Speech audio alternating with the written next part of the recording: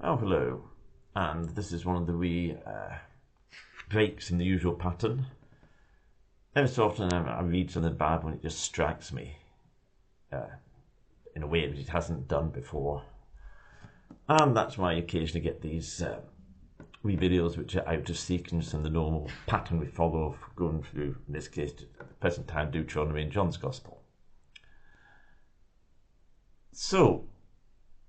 Well, let's start by reading 1 Samuel 30, verse 6. This is David at Ziklag. You may well have heard sermons on this. It says, David was greatly distressed because the men were talking of stoning him. Each one was bitter in spirit because of his sons and daughters. But David found strength in the Lord his God. What had happened is that the Amalekites had invaded Ziklag, which where David and his men and their families were staying. David and his men had been away at the time. We'll come on to why in a moment or two. They raided, they burnt everything to the ground and carried off all the women and children, though they didn't kill any of them.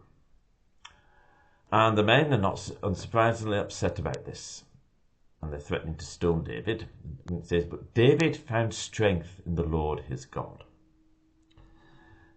And this is often preached on as being that this is a great thing for David to do, something we should do. And it is a good thing, definitely is a good thing for David to do, and it's something that we should do.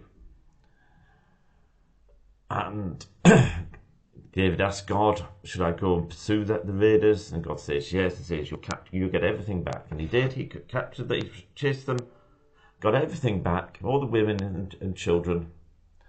And there was a lot of extra goods, spoils from the battle as well. But what I want to focus on is what had happened before.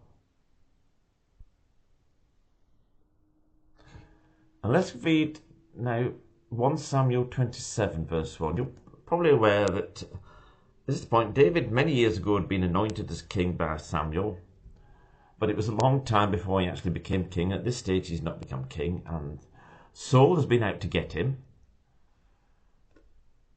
trying many times.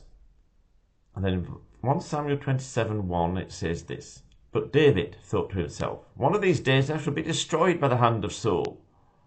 The best thing I can do is escape to the land of the Philistines. Then Saul will give up searching for me anywhere in Israel, and I will slip out of his hand.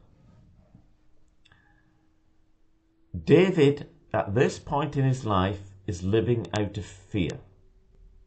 It's interesting, in 1 Samuel 27, there is no mention of God. David, he runs the land of the Philistines, in fact to Gath. Now Gath is where Samson came from. He's living by deception. He lies to Achish, I can't remember if I got that right, and whoever was in charge of the land, some Philistine or other. And after a while he stays with Achish, and then after a while said, better if I had our own village or town. And he gets the given Ziklag. And from there, David carries out various raids, mostly on the enemies of the Philistines, and in the process slaughters everyone in the villages. So there's no witnesses to tell Achish what he's been up to. This is not a good time for David. And then he ends up, the Philistines are going to have a major war against Israel, and David and his men are lined up with the Philistines. However, the Philistine commanders come along and say, that's David and Hebrews, we can't trust them, send them back. And he gets sent back to Ziklag. That's where the story started. But the key thing is David's in a bad place. And yet it says, but David found strength in the Lord his God. There are times in our lives when we feel that we're failing or that we've failed. I wonder, how can God want to listen to me? In those times, even if there's any vestige of faith left in us, we should call upon the name of the Lord. Because this was a turning point for David. In the 2 or 3 chapters before this, David has not been living out by faith. He's causing all sorts of trouble. the radian of Ziklag being the last of it. But this is supposed to be a low point. But low points are often turning points. You might remember from maths at school, you might want to forget, but you might remember that curves have things called maxima and minima, and that's what's called turning points. Either reaching the lowest value probably or the highest value. Well, our lowest points in our life can often be turning points if we will call upon the Lord. And just to back that up, we all know that Peter denied Jesus 3 times. In Luke's record of this, something very interesting, always fascinated me. Now, imagine when Peter said to Jesus, I'll stand by you, I'll do anything for you, I'll die for you. And then a very short time afterwards, he's denying Jesus 3 times, and before certain girls. How would you feel if someone had pledged allegiance to you, say, I'll always back you, I'll be there for you.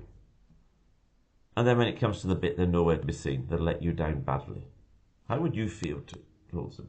Well, this is what Jesus said to Peter, well, he calls him Simon here. Knowing what he's going to do, knowing how he's going to let Jesus down. He says, Simon, Simon, Satan has asked to sift all of you as wheat. But I've prayed for you, Simon, that your faith may not fail. And when you have turned back, strengthen your brothers. Now, if you'd been in that situation, is that what you would say? Is that how you would react? I know you're going to let me down, Peter or Simon. I know you're going to let me down. You're going to fail me utterly. But when you've turned back, it doesn't even say turn back. It says when you've turned back. And I pray that your faith will not fail. See, when we're at our lowest point, call upon the Lord. Amen.